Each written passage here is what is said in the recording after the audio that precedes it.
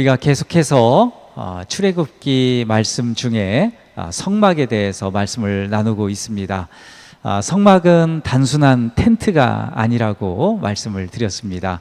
성막은 예수 그리스도, 성막의 구조를 보면 그 구조와 내용이 모두 예수 그리스도를 예표한다. 우리가 그 말씀을 함께 이제 전하고 나눴습니다. 그 하나님의 형상, 또 예수 그리스도의 그 성품, 이것이 성막의 구조와 내용에 다 들어가 있는 거죠.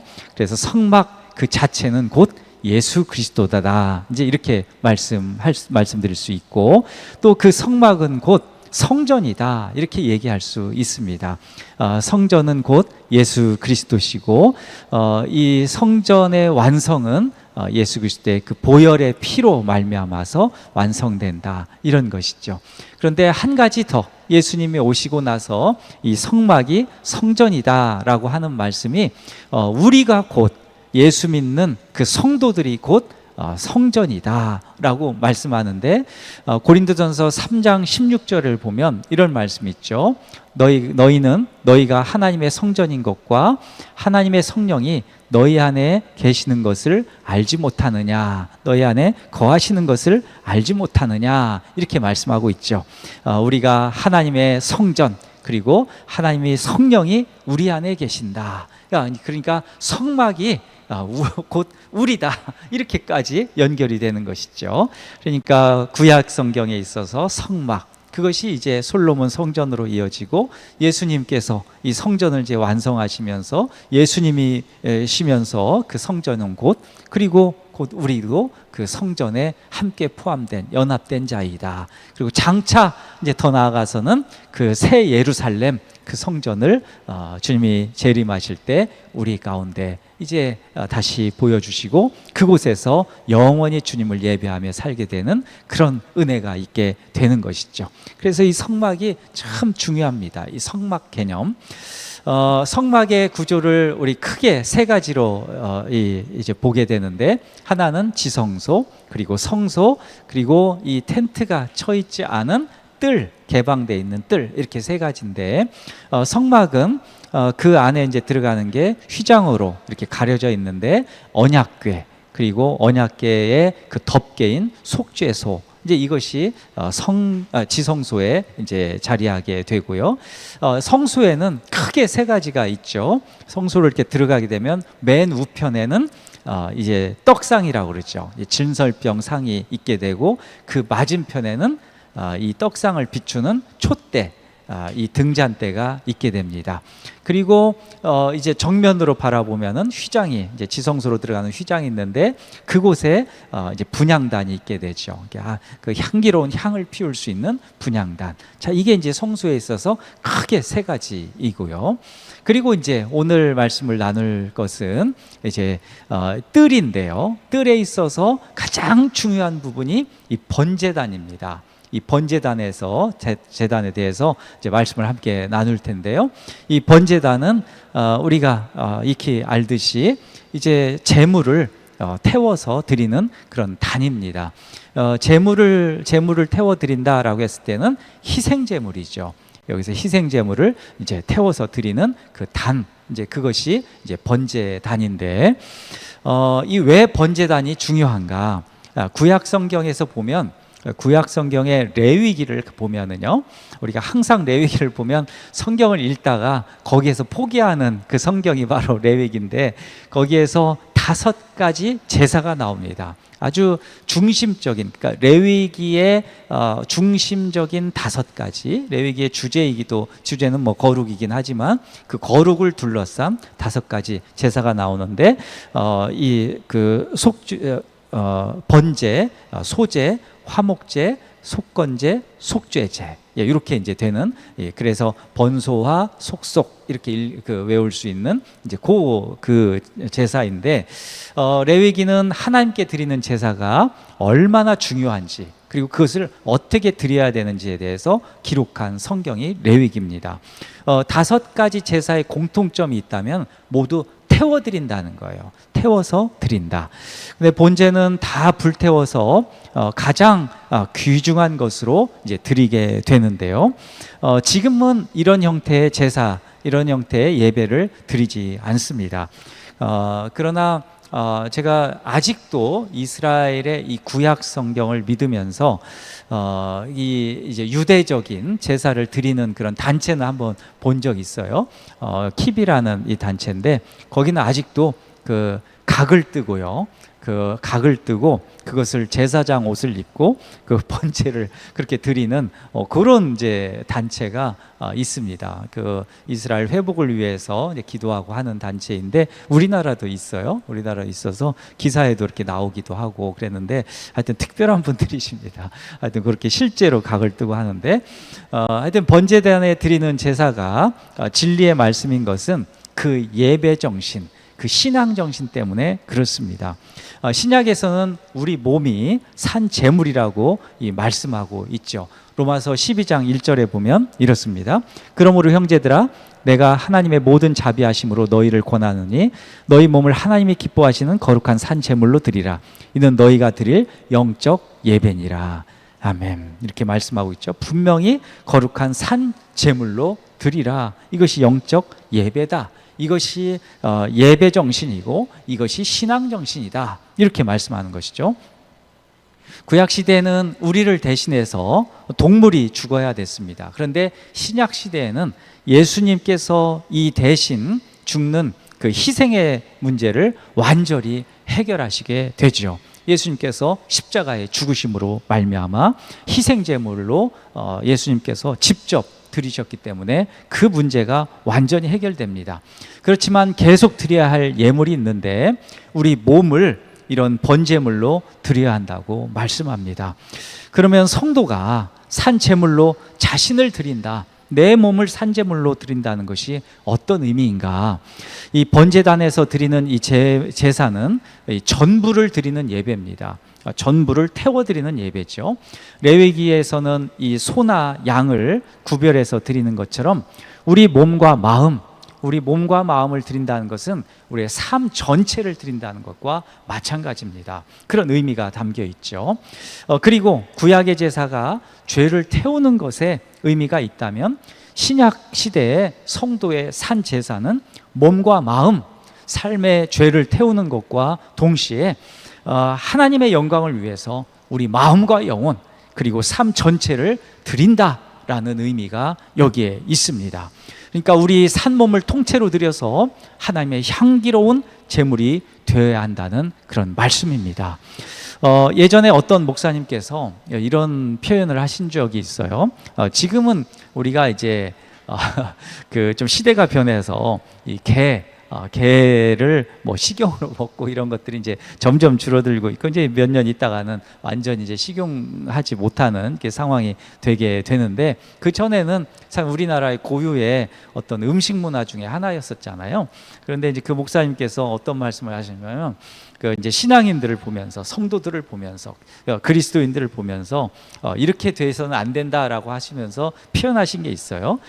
불에 그을린 개같이 뛰어다니지 말아야 한다. 이런 말씀을 하신 적이 있어요. 예전에는 이렇게 개를 할 때 이렇게 태웠잖아요. 태우는데 태우다가 이게 좀 징그러운 얘기긴 하지만 타다가 이게 막 꿈틀거려고 다 그 모든 것들을 막 그 이제 뭐 이 고리로도 걸기도 하는데 그거 다 빼고 막 달려다니는 거 불에 타는 게 저도 어렸을 때 좀 본 적이 있는데 그 진짜 상당하죠. 그 충격은 그을린 개가 막 불에 붙어서 뛰어다니는 것 이제 그렇게 해서는 안 된다 이런 말씀을 들은 적이 있어요.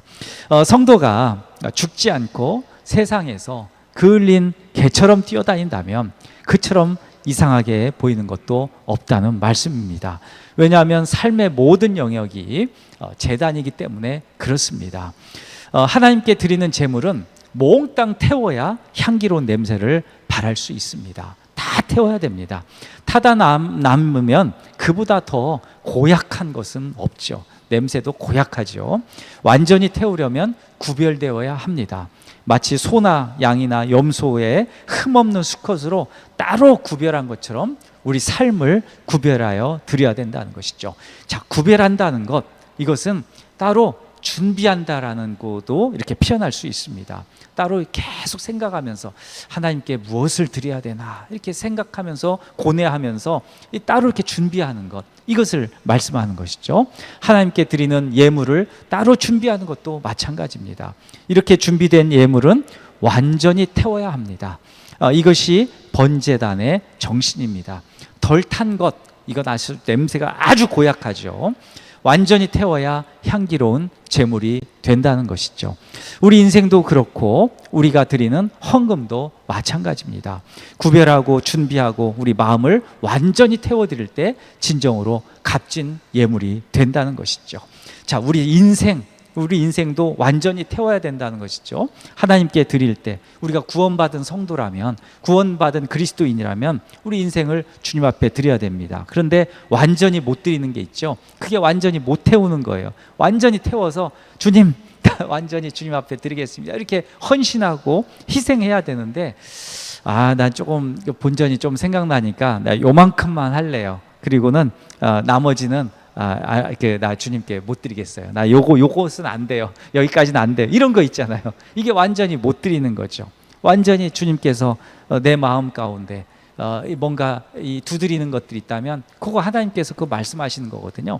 근데 그거 말고요. 그러면서 살짝 그걸 자꾸 그냥 빼내려고 그래요. 그건 완전히 태우는 인생이 아닌 것이죠. 헌금도 마찬가지죠. 헌금을 드릴 때도 이렇게 일주일 동안 또는 며칠 동안 준비해서, 그렇죠, 주님께서 나를 구원하여 주시고 나를 위해서 희생해 주신 그 주님의 놀라운 은혜, 거기에 감사해서 그걸 기뻐하면서 그 영광을 올려드리며 주님, 나에게 주신 인생의 놀라운 것들 감사합니다 하고 구별해서 준비해서 드려지는 것, 주님께서 이걸 받으신다는 것이죠. 아니면은 그냥 급하게 난 요즘 우리 교회는 헌금 이 바구니를 돌리지는 않기 때문에요. 근데 갑자기 이게 생각나가지고 얼마 이렇게 챙겨가지고 이렇게 하는 것들, 물론 그것도 하나님이 받으시지만 주님께서 더 기뻐하시는 것은 정성껏 준비한 예물, 그걸 받으신다. 그것을 우리가 꼭 기억했으면 좋겠어요. 봉사와 섬김도 마찬가지입니다. 교회에서 봉사하는 것, 또 어떤 섬김이든 마찬가지입니다. 그 모든 것들도 완전하게 태워질 때야 비로소 이것이 기쁨이 되고 이것이 아름다운 향기가 되고 향기로운 냄새가 돼서 주님이 받으실 만하다는 것이죠. 그렇지 않고 억지로 하는 것들, 내가 그냥 그 체면상 내가 한다 이런 거 있잖아요. 이건 사실상은 주님께서 조금 그렇다야 이렇게 말씀하실 수 있어요. 제가 좋은 표현으로 이렇게 말씀하신 건데, 실제로는 주님께서 받느냐 안 받느냐, 주님께서 그 향기로운 제물을 받느냐 안 받느냐, 엄청난 그런 기로에 서 있다는 것이죠. 이것이 완전하게 태워지지 않으면 고약한 냄새만 풍긴다는 것, 이것을 우리가 기억했으면 좋겠습니다. 그런데 하나님께서는 우리를 기뻐하셔요. 그래서 완전히 태울 수 있게 해주시고 완전히 헌신할 수 있게 해주시고 완전하게 섬길 수 있게 해주십니다. 우리 힘으로 섬김과 봉사와 헌금과 인생을 드리는 것, 우리 힘으로 할 수 있는 것 아니죠. 그렇죠? 우리 힘으로, 우리가 어떤 노력으로, 우리의 공로로 할 수 있는 것 아닙니다. 그건 기독교 진리가 아니에요. 주님께서 오셔서 성령께서 우리 마음을 두드리시고, 그래 부족하지만 그렇게 하는 거야, 그러면서 우리 손을 이끌어 주시고 우리를 밀어 주시고 그 발걸음으로 인도해 주시고, 그렇게 감동되게 하시고, 또 예배 드릴 때마다 서로 성도의 교제를 할 때마다 그렇게 감동되고 자극되고 도전되어서, 그래 나도 그렇게 해야지, 나도 그렇게 사는 게 맞지, 그런 마음들을 계속 들게 하셔서 그렇게 주님께 몽땅 태워드리는 그런 헌신의 제사를 드릴 수 있게 해주신다. 이것을 우리가 함께 믿고 주님께 영광 드렸으면 좋겠습니다. 자, 번제단에서 특이한 형상 하나가 있어요. 번제단에서 있는 게 바로 뿔입니다. 내 귀퉁이에 있는 이 뿔인데, 이 번제단은 이 크기가 이 2m 되는 이 정사각형이고 높이는 한 1m 되는 이런 이제 자그마한 이런 이제 크기인데, 근데 이 네 귀퉁이에 뿔이 있는 게 특징이에요. 그 뿔이 괜히 그냥 모양 내려고 아름답게 하려고 뿔이 달린 게 그런 장식용이 아니라 거기에 큰 의미가 있습니다. 희생 제물의 피를 거기에 발라야 된다라는 그런 의식 때문에. 그런데 출애굽기 29장 12절에 보면은 이런 말씀이 있어요. 그 피를 내 손가락으로 제단 뿔들에 바르고 그 피 전부를 제단 밑에 쏟을지며. 아멘. 이 말씀이 있어요. 그 뿔들한테 그 제단 그 희생 제물의 피를 발라야 된다. 자, 이게 번제물의 그 완성이에요. 그러니까 태워드린다 이것만이 아니라 하나 더 있어요. 피를 그 뿔에 발라야 돼요. 예, 거기까지인데 왜 뿔이 중요한가? 크게 두 가지가 있습니다. 두 가지 의미가 있는데, 첫째는 뿔이 구원의 상징이기 때문에 그래요. 구원이기 때문에 그래요. 자, 한나, 이 그 사무엘의 어머니죠. 이 한나가 정말 대단한 어머니입니다. 대단한 여인인데, 이 한나의 기도를 보면 성령에 충만해서 이 기도를 하게 되죠. 이제 기도의 응답의 열매가 사무엘인데, 아무튼 그 기도를 할 때 이런 기도를 해요. 사무엘상 2장 10절에 보면 여호와를 대적하는 자는 산산이 깨어질 것이라 하늘에서 우레로 그들을 치시리로다. 여호와께서 땅 끝까지 심판을 내리시고 자기 왕에게 힘을 주시며 자기 기름 부음 받은 자의 뿔을 높이시리로다 하니라. 아멘. 뿔을 높이시리로다 하니라. 이게 이제 사무엘상 2장 10절의 그 말씀인데, 신구약 성경 통틀어서 이 뿔이라는 것이 굉장히 많이 나와요. 굉장히 많이 강조됩니다. 그 이 뿔은 어떤 구원의 상징, 힘의 상징, 그리고 어떤 보호의 상징, 뭐 이런 것들로 아주 그냥 포괄적으로 이 뿔이 중요하다 이렇게 이제 나오는데, 이런 것도 있어요. 우리가 시험 당할 때도 구원의 뿔을 잡아야 된다는 것이죠. 우리의 마음이 흔들리고 뭔가 막 요동칠 때 있잖아요. 내가 믿음 생활 제대로 하는 건가? 내가 이렇게 해서는 뭐해? 내가 저 사람 만나서는 뭐해? 막 이런 생각, 여러 가지 복잡한 막 생각이 들면서 사단이 그 마음을 흔드는 거거든요. 생각을 흔들 때, 그때 우리가 붙잡아야 될 것이 구원의 뿔이다, 이제 이거예요. 그런 말씀이 고린도전서 10장 13절인데 이런 말씀이죠. 우리가 잘 아는 말씀. 사람이 감당할 시험 밖에는 너희가 당한 것이 없나니 오직 하나님 뵙부사 너희가 감당하지 못할 시험 당함을 허락하지 아니하시고 시험 당할 즈음에 또한 피할 길을 내사 너희로 능히 감당하게 하시느니라. 아멘. 어떻게 피할 길을 내세요? 우리가 뿔을 잡고 있어야 돼요. 그래서 구원의 뿔을 잡고 있어야 피할 길을 내시고 어떻게 이게 돌아가는구나 이걸 알지, 그냥 넋놓고 있고 난 모르겠어요 하면은 그냥 사단의 밥이 되고 그냥 그 시험에 들어가지고는 어떻게 하지 못하는, 헤어나오지 못하는.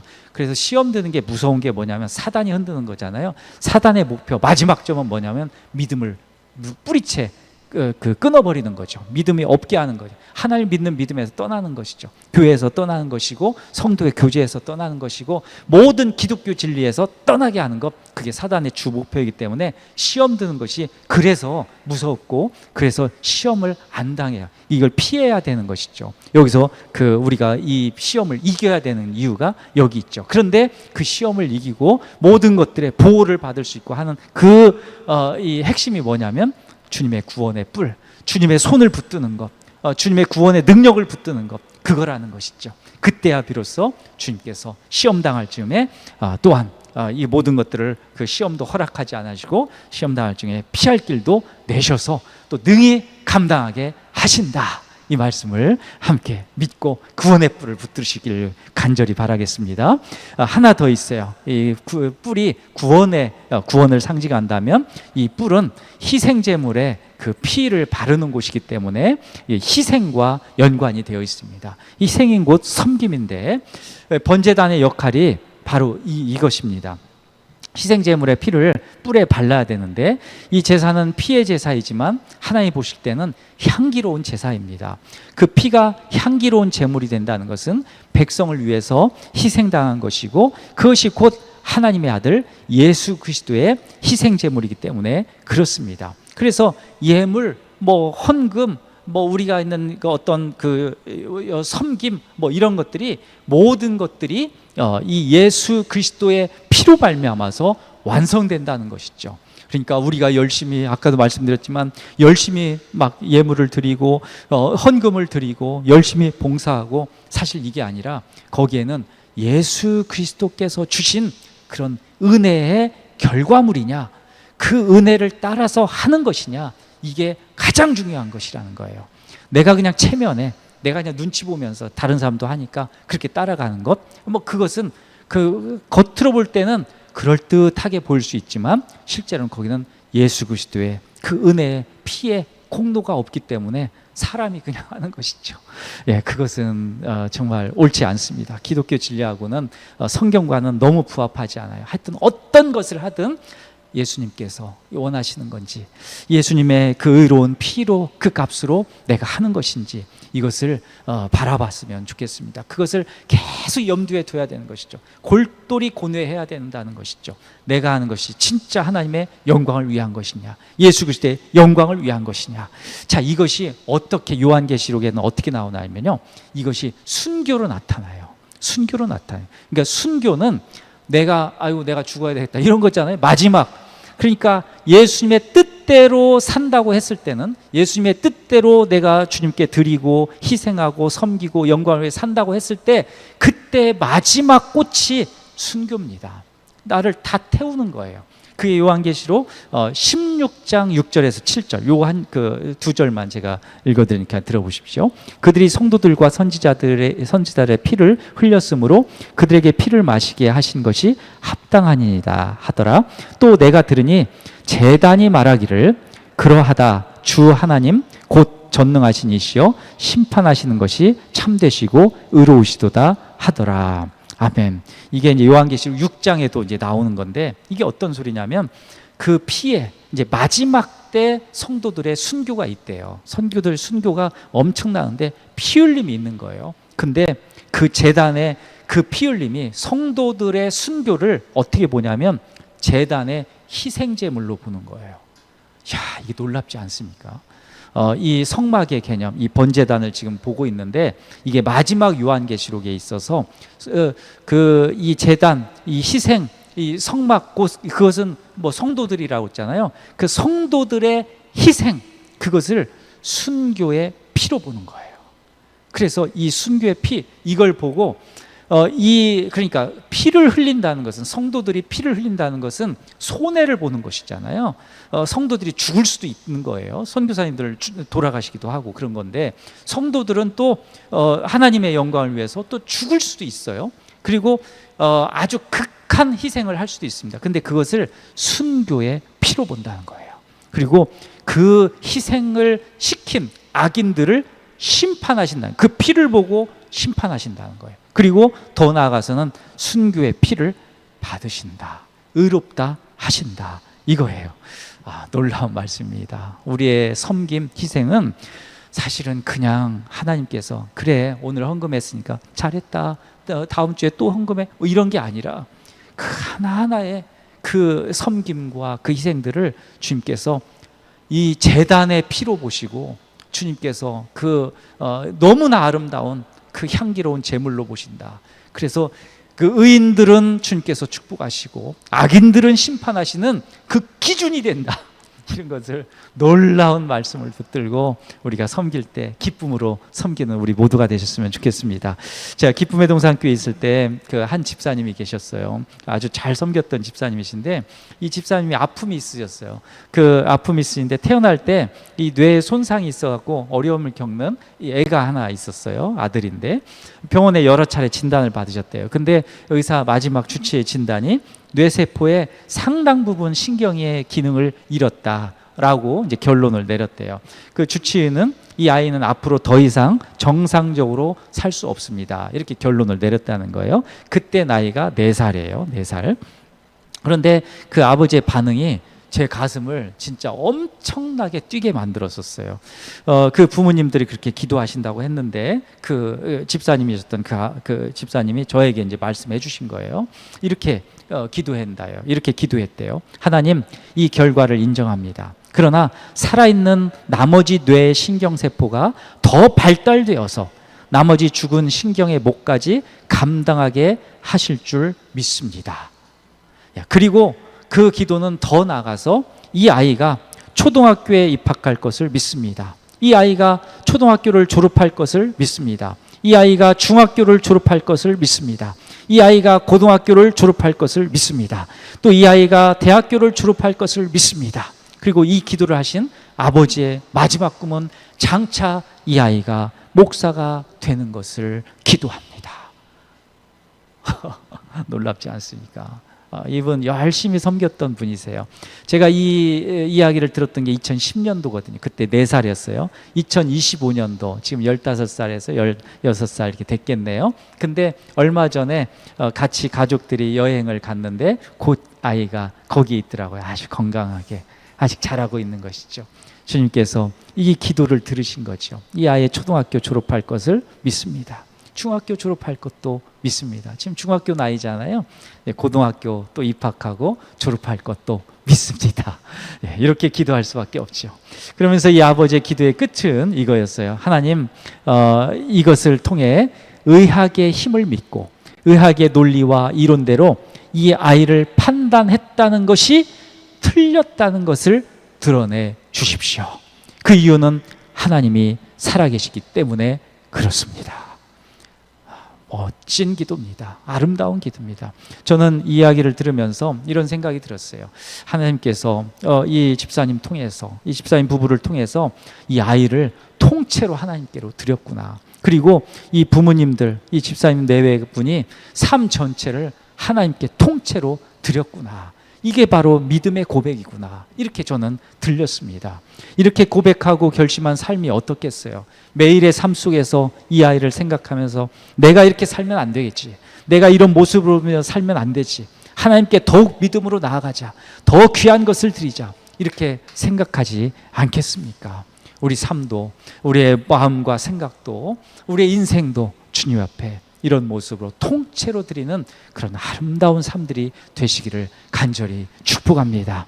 내가 중요하게 붙잡고 있는 것 무엇인지 한번 생각해 보십시오. 진짜 예수 그리스도의 그 보혈의 은혜인지, 아니면 내가 어떤 것들, 희망하는 것들, 내가 요건 꼭 해야 된다, 내 마음속으로, 이런 것은 아닌지, 정말 예수 그리스도께서 주시는 믿음의 그 뿔을 붙들고 있는 것인지, 그것을 우리가 강하게 도전하고 또 자극받으면서 오직 주께서 주신 은혜, 또 그 구원의, 또 그 보호의 그 뿔을 붙들고 사는 우리 모두가 되시기를 간절히 소망합니다.